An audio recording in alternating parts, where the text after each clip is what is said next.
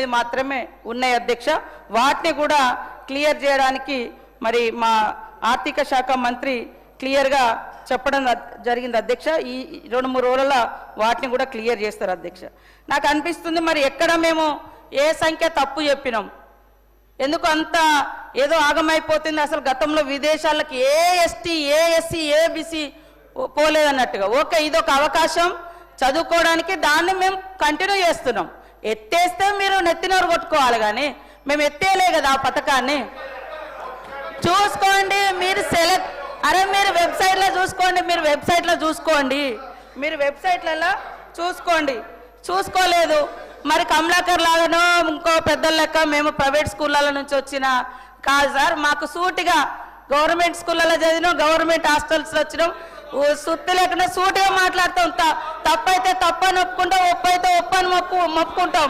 కానీ ఆయన లెక్క మరి తప్పు మాట్లాడుతుందని ఏం తప్పు మాట్లాడినా నేను చెప్పండి అధ్యక్ష. ఇంతమంది చదువుతున్నారు, ఇన్ని వాయిదాలుగా చెల్లిస్తున్నాము. ఇప్పటికే 167 కోట్లు చెల్లించడం జరిగింది. ఇంకా 25 కోట్లు డ్యూ ఉంది, అది కూడా తొందరలోనే చేస్తాం. అదేవిధంగా ఇప్పుడు గతం కంటే ఎక్కువ 1100 మంది విద్యార్థులను వచ్చిన అప్లికేషన్ల ఆధారంగా మరి సెలెక్ట్ చేయడం జరిగింది. వెబ్సైట్లో ఉన్నది, మీరు కూడా చూసుకోండి.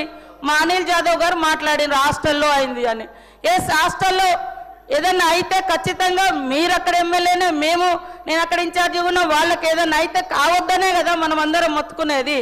ఎవరైనా ఇప్పటికి కూడా ఈ వేదిక ద్వారా కావాలని కానీ నెగ్లిజెన్స్ ద్వారా కానీ పిల్లలకు హాని చేస్తే ఖచ్చితంగా కఠినమైనటువంటి చర్యలు తీసుకోబడుతుందని ఆయా వార్డెన్లకు ఉద్యోగులకు అక్కడ బాధ్యత తీసుకున్నటువంటి ప్రిన్సిపల్స్కి అందరికి కూడా హెచ్చరిక చేస్తూ ఉన్నాము. కాబట్టి విద్యార్థులకు అంబేద్కర్ ఓవర్సీస్ స్కాలర్షిప్ ఏదైతే ఉందో తొందరగా ఈ సెలక్షన్ అయింది, ఇప్పుడు తొందరలోనే వాళ్ళందరికీ కూడా ఈ యొక్క ఫలాలు అందుతాయి. 167 కోట్లు రిలీజ్ చేసినాం, పెండింగ్ లేదు. మీ ప్రభుత్వాలలోనే పెండింగ్ పెట్టిపోయారు అన్నీ, కానీ మేము క్లియర్ చేసుకుంటూ వస్తున్నాం. ఇది ముచ్చట.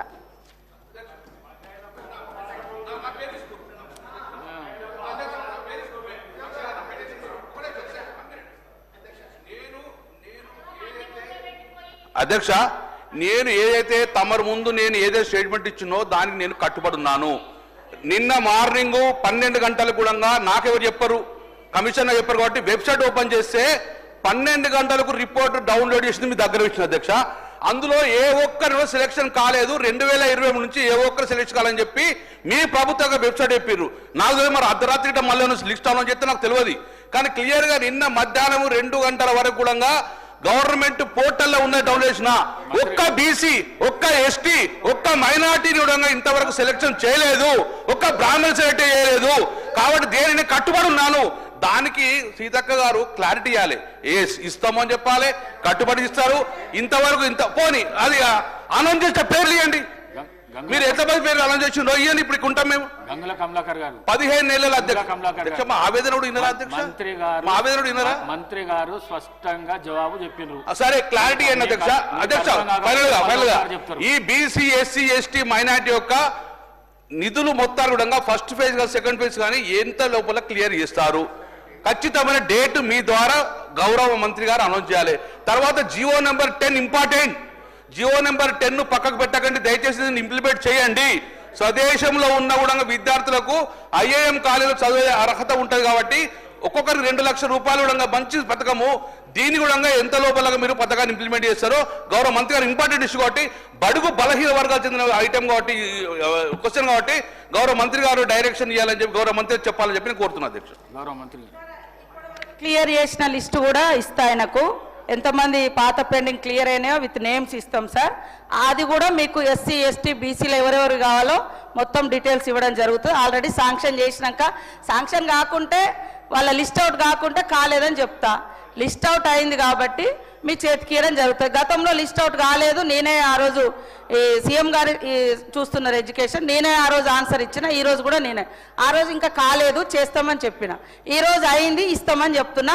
167 కోట్ల రూపాయలు పాత బకాయిలు ఇచ్చినాం, ఇంకా 25 కోట్లు పెండింగ్ ఉంది. అది కూడా తొందరలోనే క్లియర్ చేస్తాం. క్లియర్ అయిన లిస్ట్ కూడా పంపిస్తాయి సార్. జియో 10 కూడా తప్పకుండా నేను మా విద్యాశాఖ మంత్రి గారు సీఎం గారే ఇప్పుడు చూస్తూ ఉన్నారు కాబట్టి వారి దృష్టికి తీసుకెళ్లి తొందరలోనే మీకు ఆన్సర్ చేయడం జరుగుతుంది అధ్యక్ష.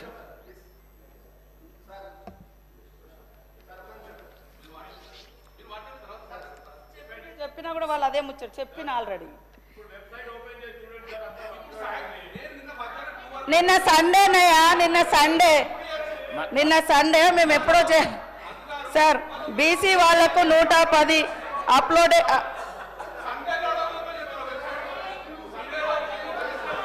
అయినాయి సార్, అప్లోడ్ అయినాయి ఆల్రెడీ. నేను చెప్పిన సంఖ్య ప్రకారం ఇప్పటి వరకు బీసీ సంక్షేమ శాఖలో 310 మందికి చేయడం జరిగింది. గతం కంటే ఎక్కువ డబుల్గా సీఎం గారు అన్ని ఎస్సీ ఎస్టీ బీసీ మైనార్టీలది వాళ్ళ అప్లికేషన్స్ ఆధారంగా వాళ్ళ రిజర్వేషన్స్ ఆధారంగా అన్నీ కూడా తీసుకున్నారు. పేర్లు పెట్టేస్తాం సార్, అంత ఆతృత పడాల్సిన అవసరం లేదు. అరే సమస్య ఎక్కడన్నా ఉంటే కావాలని కాకుంటే బాగుండు అనేది వాళ్ళ బాధ సార్. మేము చేస్తూ ఉంటే కాకుంటే మేము చెప్పుకోవచ్చు, రాజకీయం చేసుకో. అరే కావాలి ఎడ్యుకేషన్ కాడ రాజకీయం వద్దని నేను మస్తు సార్లు చెప్తా ఉన్నా సార్. మీరే చెప్తున్నారన్నా. ఆయన అయితే బీటెక్ కాలేజీలో రామ్టెక్ కాలేజీలో చదువుకుని ఆయనకు నాలెడ్జ్ ఉంది. నేను